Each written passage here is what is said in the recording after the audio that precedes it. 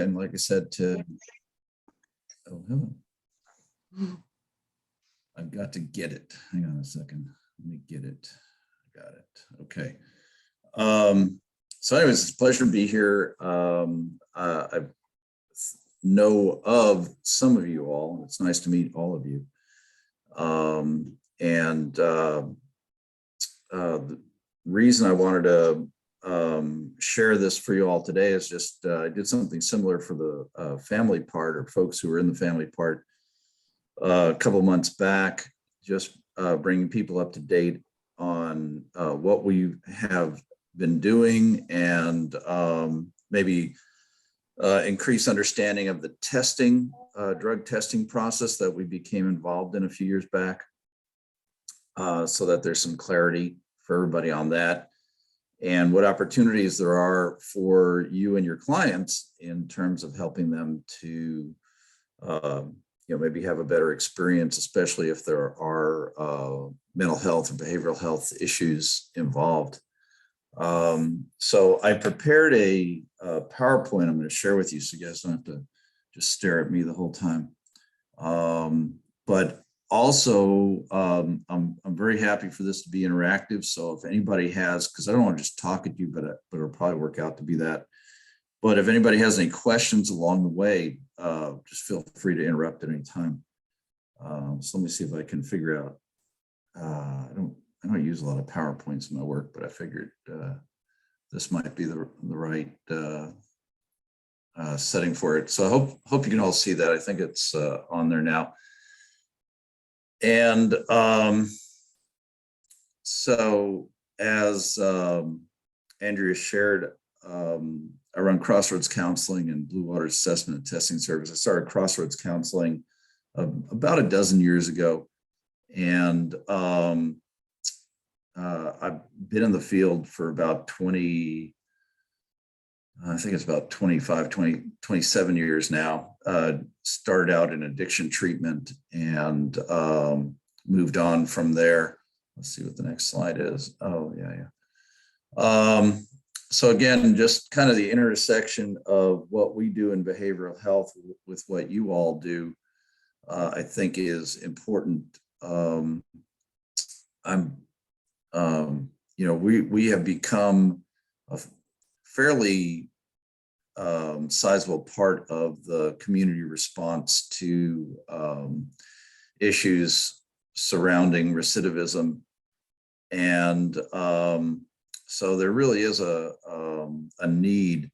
And I think I've got another slide here that speaks to how much mental health need there is in a forensic population. And that's primarily who we serve. I think 85% of our clients are Medicaid and forensic, and our biggest referral source is the cabinet and the courts and other attorneys, and then probation and parole. We've developed a relationship with youth services. So just try and go to where the need is and help out with that. Let's see, what's kind of just a graphic to identify who we are. Crossroads started with domestic violence and substance abuse work. I started it part-time about a dozen years ago in Georgetown. And they're, just again, responding to niches in the community that are needed. And so then it grew to include more mental health counseling. And then for years, we would have people ask us, especially the Fayette County clients, if we would take on drug testing services. And I was like, no, I don't want anything to do with your pee. I've certainly seen enough through my career, but eventually I kind of came to realize that the way drug testing was being done in Fayette County was just the wrong paradigm. If you recall, we were sending people up to the jail, regardless of whether they had a criminal history or not. The jail just, I have plenty of respect for the jail, and they have a role to play, and I appreciate that role, but I'm not sure it was the best place for folks who were trying to, be called accountable for substance abuse issues and other mental health issues. And then as I dug deeper, I realized that one of the problems I had with it is that they weren't really pursuing the best science. They were doing a screening science where they do a monitored drop, and then they run it through a screening analyzer. But if it came out positive, the clients would have to then, that result was reported, and then the clients would have to, if they felt like that result was inaccurate, they would have to pay $50 to have that confirmed by a higher level science, liquid chromatography, mass spectrometry, which is about 97% valid. And so we developed a program that would respond to, a number of the customer service issues, and as well as the science. And so that's how BATS came about. This is basically the staff at Crossroads, our licensed clinicians. We now have a nurse practitioner who helps with psych meds, and we have a small medication-assisted treatment, or MAT, Suboxone and Vivitrol, essentially. The folks that staff BATS, I only hire from the 12-step recovery community. So the folks that are actually frontline working, doing the monitoring and interacting with drug test clients are all in recovery themselves. And the reason I do that is because, there's that old adage, you can't BS a BSer. And again, our response needs to be of a clinical nature. So all of my staff are also peer support specialists, which is a credential that came about 2015, 2016 timeframe. And they have taken a certification program in how to intervene with other addicts and alcoholics. So oftentimes we may catch somebody trying to cheat a test. And again, like I said, you can't BS a BSer is the rule of thumb. And so my staff are very good at identifying when people are, demonstrating cheating behavior, if you will, and calling them out. And so then what ensues is essentially an intervention. Whereas it used to be, they just get tossed and, told they were positive. We'll give them an opportunity to come back and actually give us their urine. Because at the end of the day, that's what we want. We want their urine. And if it has some toxins in that, then we want to know what it is, because we want to do the right intervention. So we work with them. So there's a lot of advantage to the model that we use in that respect. We also have targeted case managers, which focus on helping our clients identify and gain the resources they need, because oftentimes people are lacking in those areas. Housing, transportation, education, employment, even food, resources. So, and then of course the urine drug screen, which I just kind of shared about.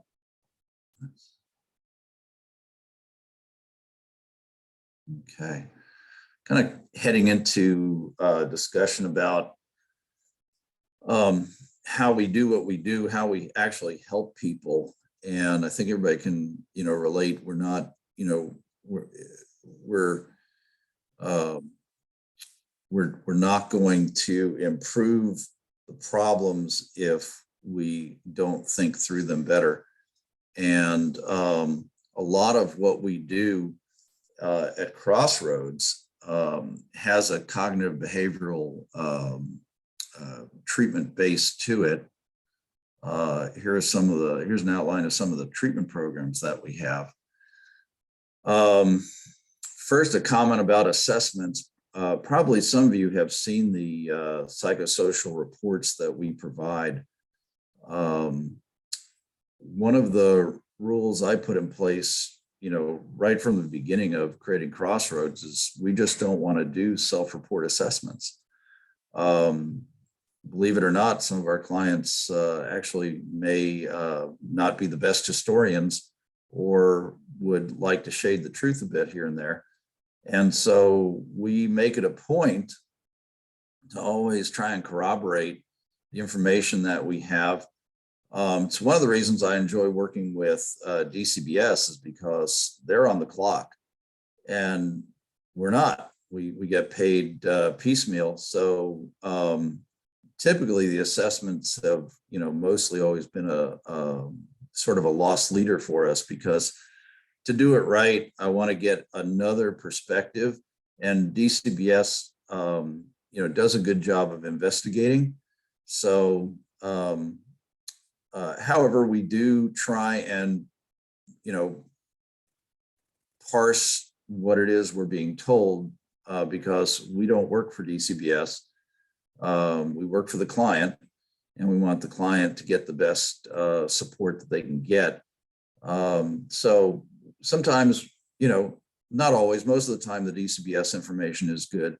But again, if we don't have that, we may talk to an attorney involved. And so we're always trying to interpret the information we've been given. In custodial cases, we may only have the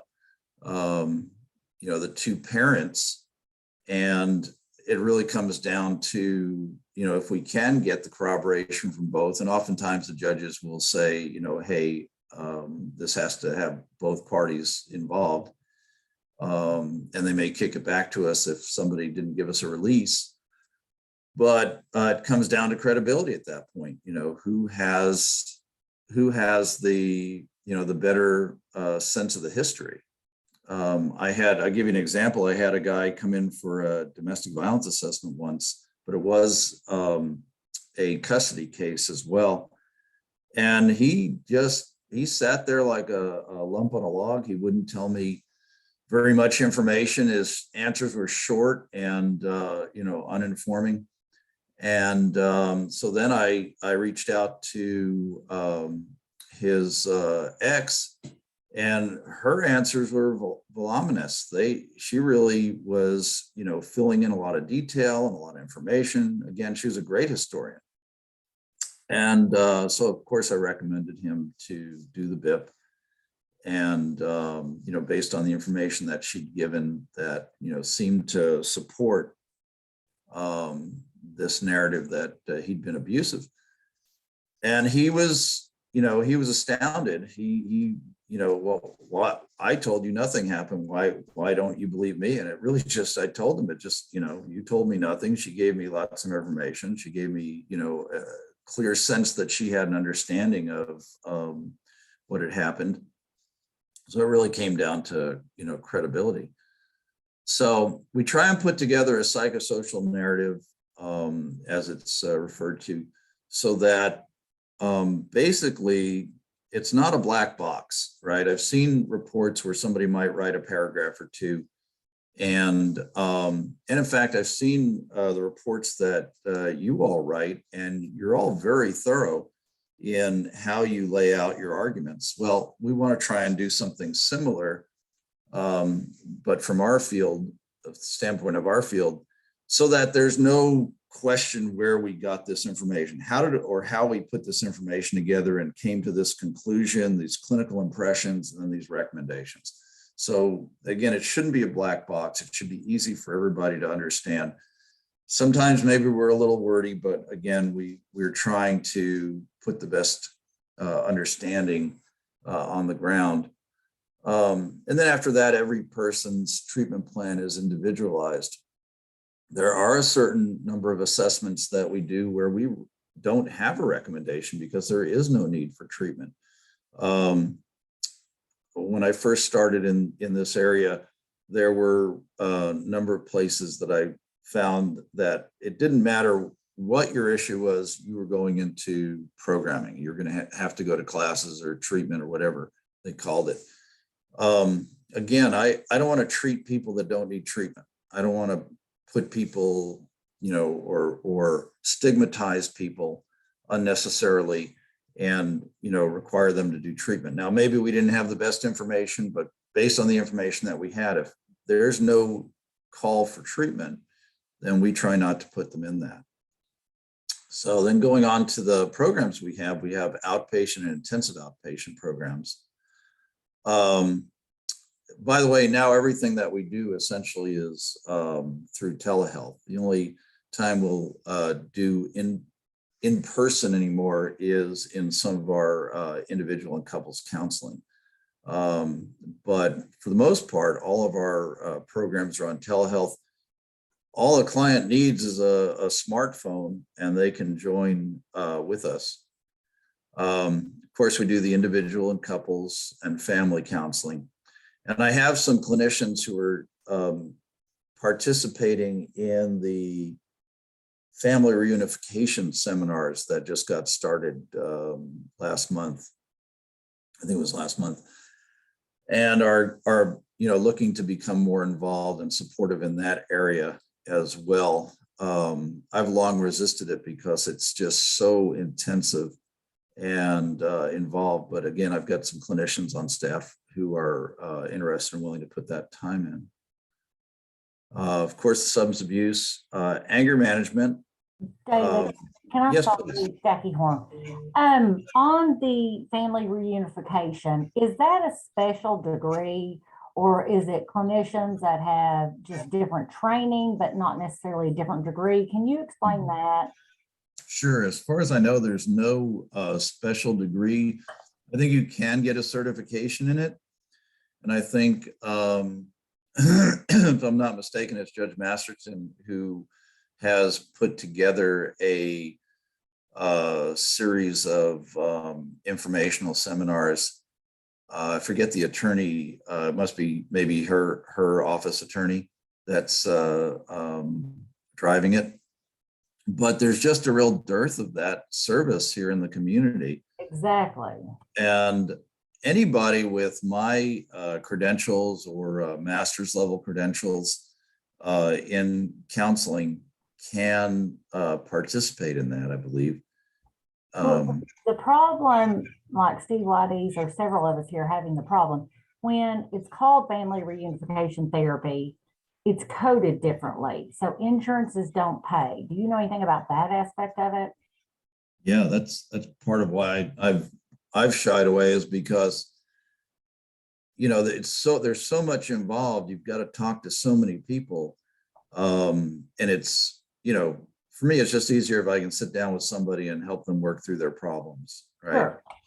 And but now I've got to, I'm going to have phone calls with attorneys. I'm going to have phone calls with other, collateral agencies. I'm going to spend 5-10 minutes with somebody here and there. And it's disruptive to a schedule of trying to meet with people consistently throughout the day. So, so it's just kind of fraught with a lot of, technical difficulties. But like I said, I've got some staff who are willing to, invest some time and effort to try and, participate with that. And it really comes down to somebody who's good at cutting through the BS, but keeping everybody together and focused and, moving towards a goal. And somebody who's very good at de-escalation, because I've seen a lot of, stress and confusion and anxiety associated with trying to work through the myriad dynamics that that come about from dissolution of a family, and how to parent, and issues of parental alienation. So it's, yeah, I mean, my hat's off to anybody who does that. Thank you. Sure. Yeah, I hope that's helpful. I know it's just there's no easy answers, but I really am thankful that Judge Masterson is pushing this and developing, because I do see people getting involved, and hopefully we'll have more people involved to help out. There's only been a few willing to do it. So anger management and domestic violence, it's kind of they're not actually misnomers. They seem like they are. And oftentimes we'll have judges tell people who have got a DVO that they need to go get anger management.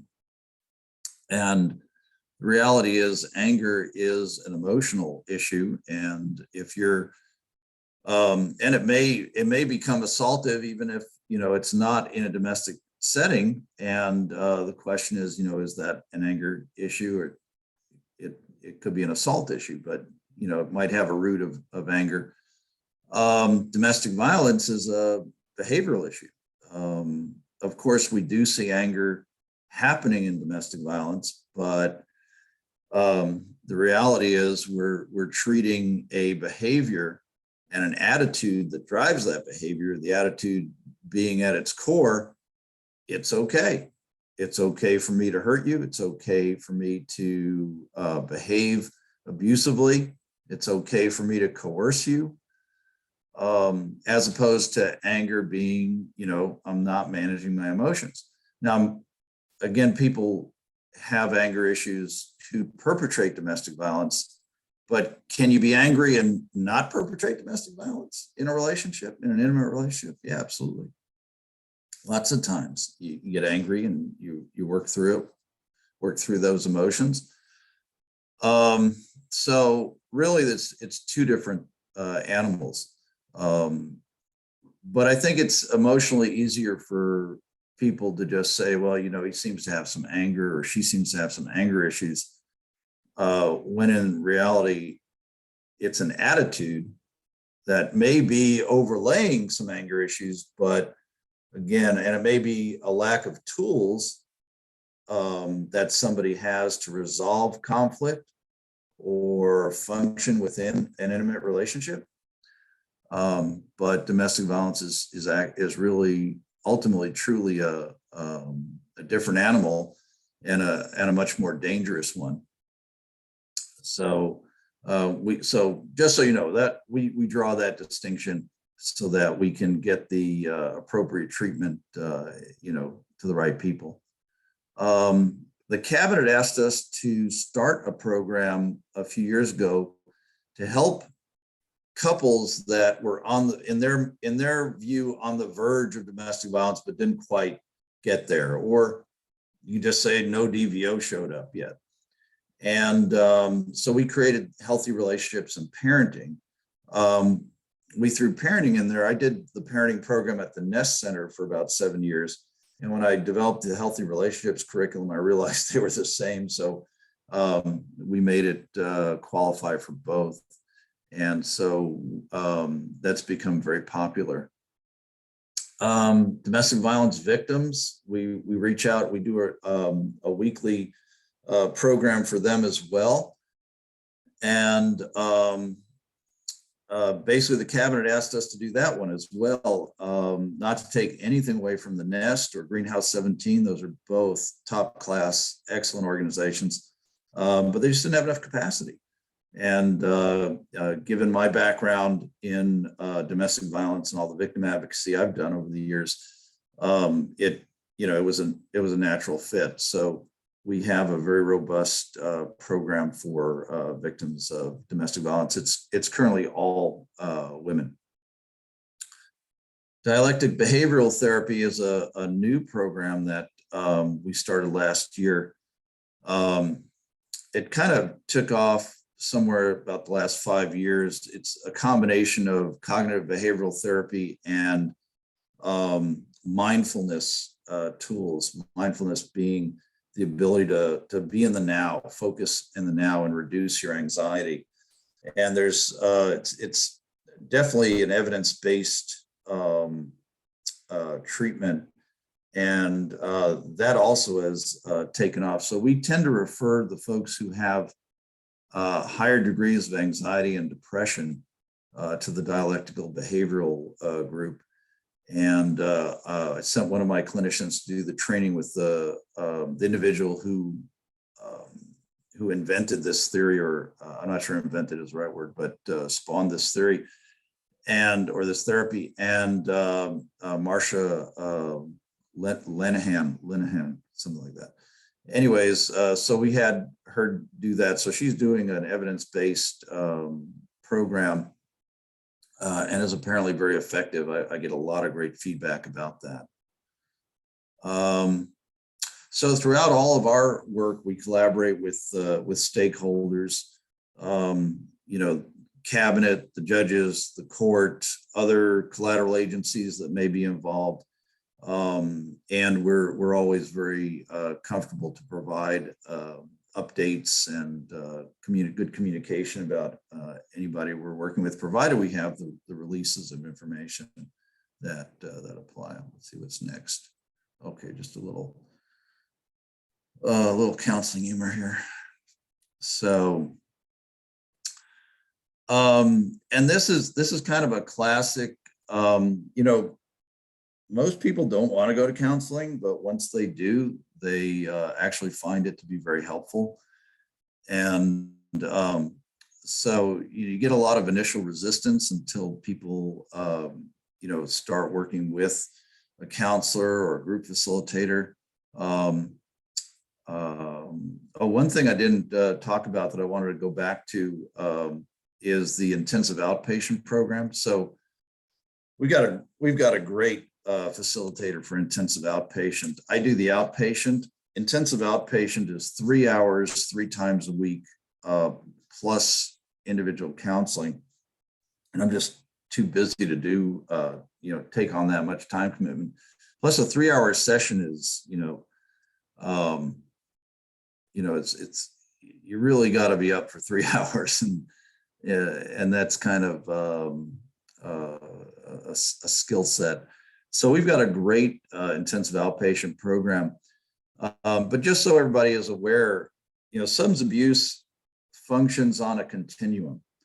And, you start with self-help, outpatient, either counseling or AA groups or something, in the 12-step arena. Outpatient is the next, in level of intensity from there. Intensive outpatient, short-term residential, then long-term residential.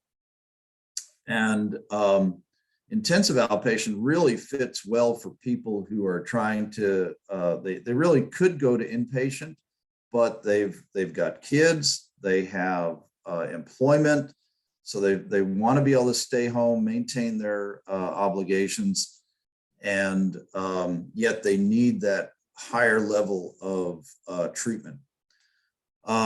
The advantage that our drug testing does is that it gives us more information about our clients in real time so that we can evaluate whether they're in the appropriate level of care.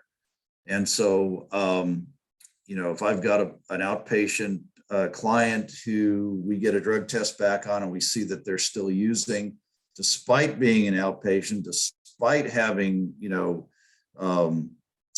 things hanging over their head, whether it be a court case or a cabinet case, we're going to start looking at a more intensive outpatient or inpatient response. Same thing in intensive outpatient as well, using the data that we gather through our drug testing. Just as that intensity and level of care can go up, will help people come out of residential treatment into either intensive outpatient or outpatient, so that they're stepping down now and not just going from, an intensive experience inpatient to nothing, essentially without the support that would be beneficial. So just to let you know, that's part of a continuum that really helps people to maintain involvement in long term. All right. And so our secret sauce is basically our clients know that we care about them and we get them. We understand where they're coming from. We've worked with this population for a long time, and we're able to connect with them such that they can make some enlightened, self-determined progress that is effective for them and the community. Our goal is to eliminate recidivism to the extent that we can and help our clients move forward. If our clients are not doing what if they're not meeting their treatment plan goals, if they're not making progress that we perceive to be effective, we will adjust their programs so that they may need to do something different or may need to spend more time. Give you an example in domestic violence, for instance, and I run all the Betters intervention programs. I had one guy who had done about 23 of the 28 required groups, and he reoffended, or essentially broke the DVO, right? So, and the way he broke the DVO is simply blowing up her phone with texts. So he went to jail, he came out, I restarted him. Then he was referred, he'd done another 15 sessions, and he was referred to Paul Evans, the psychologist, for a assessment, an evaluation. And when I got that report, basically he had spent the entire time talking to Paul about how the victim was responsible for all of his problems. Well, guess what? He got restarted. You can't spend, time doing our program and then basically demonstrate that you've learned nothing. And so again, just trying to maintain the integrity of our programs, we do have expectations for people who are going to get something and be able to demonstrate that. Restarted another guy who basically after I think a dozen sessions couldn't define domestic violence and couldn't despite the his assaultive behavior, couldn't identify how he'd been abusive. So just trying to maintain a level of quality control that people can count on and trust, so that it's not the kind of place where people are just going to go and they put their time in and they punch some clock, imaginary clock, and they count to the number of sessions and then they're done. So all of our programming is very interactive, and clients are graded somewhat on their engagement, and are expected to participate in a meaningful way. Now the sexy drug testing stuff. So like I said before, we reluctantly got into this area because the work being done at the jail, although well-meaning, not trying to take away from what they were doing, it just didn't feel like it was satisfying from either a customer service standpoint or a science level. And so we started BATS. Now, something that I think everybody, well, let me just describe it here, and then I'll explain this one bit that people need to know. So all the screens are done on site.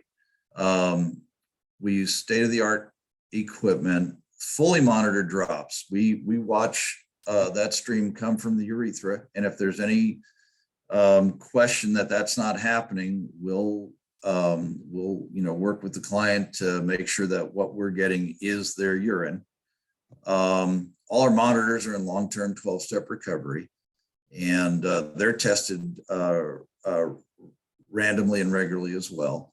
And they have to be connected to the 12-step recovery community for us to be able to understand where they're coming from and who they are. Most of them are peer mentors, peer support specialists, I should say. Peer mentors is a Recovery Kentucky term. All positives that we get through screening are reflexed to confirmation lab, or that liquid chromatography mass spectrometry, that 97% accuracy or validity, before the result is reported. Okay, so we report the results in several portals depending on who the client is being referred for testing. And we do not report that screen if it comes out positive until we have confirmation that that was a true positive. Let's see, all results reported to secure online portals. So again, this is something that just really, it's an ethical issue, because there's only the screening science is only 70% valid. Now, quite frankly, I wish that everything went to the confirmation lab only. All right. I didn't want to build a lab. I didn't want to have screening equipment on site. I just wanted to collect the pee and send it to the best lab possible. The problem is, to be able to afford to do this, you have to be able to bill insurance. Medicaid will only allow 16 confirmations a year per client and 35 screens. So because of Medicaid wanting to keep the cost down, we have to use the screening process. We can't just go straight to the confirmation. But I would love that. Again, if it's my kids involved, I would want to know that this got the 97%, look, not the 70% look. So that's kind of how that came about. Just a little quick science. The screen is enzymatic immunoassay. We're looking at reactivity with reagents. It is more prone to false positives. The chemical reagent must bind for the positive, but sometimes cross reaction causes a false positive. In confirmation, you're looking at, like I said, the LCMS validity at 97%, and all positives are tested a second time. So if the confirmation lab comes up with a positive, they go back to the original set of new value and run that. Don't match, they'll run it a third time. But now that looking at a graphical, and they compare it to determine the screening is more of a. I'm sorry to do this, but you can see over here, this is what the screening, okay, and it's basically is allowed that is the normal we'd expect. Now, we don't worry about it. So there may be, there's dumping some routine. The low end, when we are concerned that a dilute has happened. They've had a lot of water, and now we're concerned. If you is comfortable with the machine, we'd have a lot more confidence of the cutoff, because their equipment much more sensitive. They will test for just those, and it gives us an on. As a methamphetamine, is it again? You see D and left reflecting light. This is how you elicit, or is this something you have for Ritalin? Sorry, I went the wrong way. So confirmation, right? Is illicit amphetamine. This individual, very likely it was related to their adrenaline. Being able to reflex client to, they want to have their positive. I don't see anyone. I do this, getting what they need and getting better, and their deductible is too high to help people. Anybody can, especially during the COVID pandemic. If they choose not to use insurance, if they Don't work out a hardship application. There's never any credit reporting or collections if somebody has a bill. They may get information lab, but the hardship options are available. Basically, that's in the community and whether health issue, not that substance abuse is not, but it's just categorized that way. Have two buckets they can work out of. One is illness, and those serious mental illnesses are defined more as schizophrenia, that nature. So the day our clients who, to get the help, but we know that you all are being hard to make sure that everybody difficult or confusing to work with us. We're not going to, do some magic. It's by evidence-based. And then this is how you make the referral. At Blue Waters or Crossroads, it's all the same number.